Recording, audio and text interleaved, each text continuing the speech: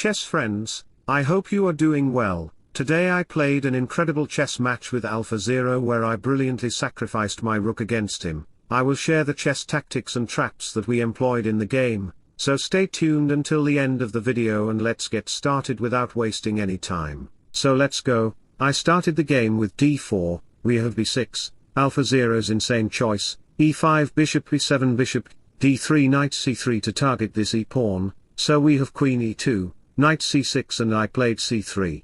That move clearly says that I want to push my e-pawn, develop my pieces and play castle.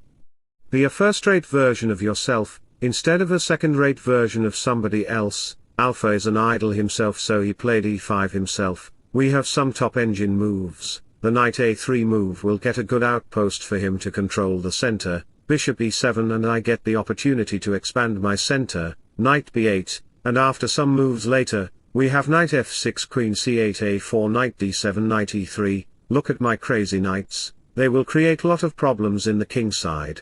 We have a5 knight f5 to target the bishop, bishop d8 knight g5, my brave knights are looking for the invasion of the king's army. If a human play chess then they will put their knight in home square or a normal square, but if I play chess, I will do nightmare with my knights, ha ha ha. I have another strategy to involve the rook on this g-file, so Alpha played g6 to kick out the knight, knight check king ups queen f3, I sacrificed the knight totally.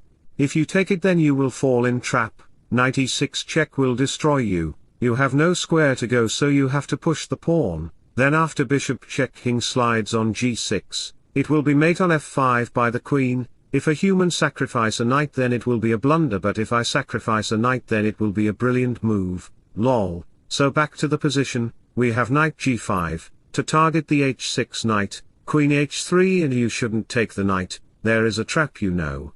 That's why Alpha responded with knight c5 to offer me to exchange the queens, knight f5 check and if you dare to capture it, let me show you the variation, queen takes h5 will arrive to target this pawn, so after takes king f6, knight takes, queen h4 check and you can't move up the king because the bishop and queen line up on there, so king g7 queen check king here takes, this is coming so f5, we will give him a check, rook to d3 and that's it.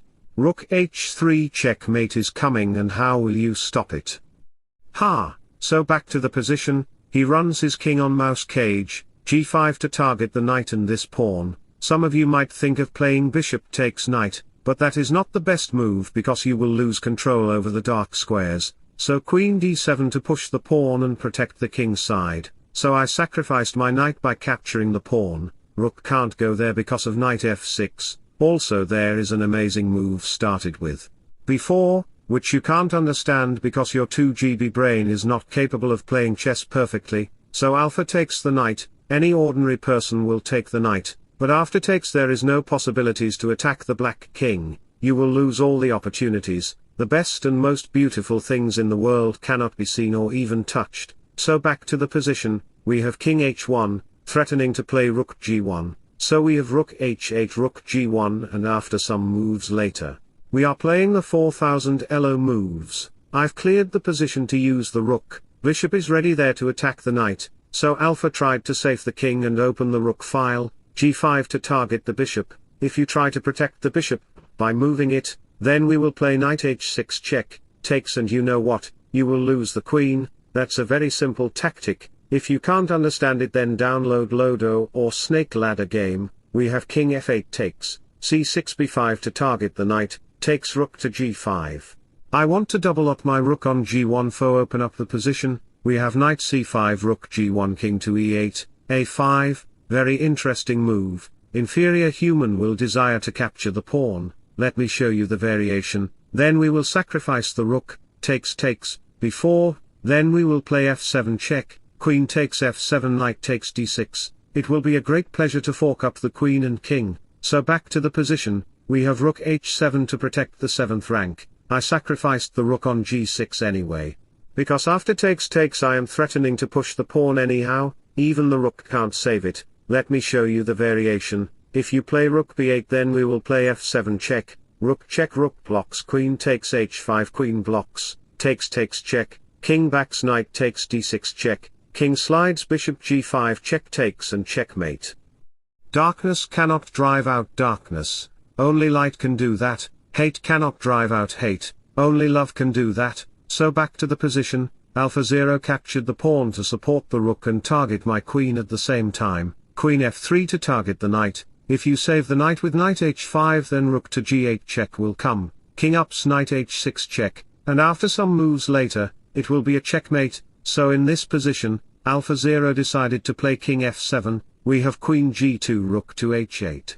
Rook g7 check, and you shouldn't take it because after queen takes rook, your pieces will be in a great danger. King backs to sacrifice the queen, because Alpha has a tactic to attack to my queen. Few moves later, we get this position where we have equal amount of pieces, but I am totally winning the game because black's bishop, knights and structure is totally restricted.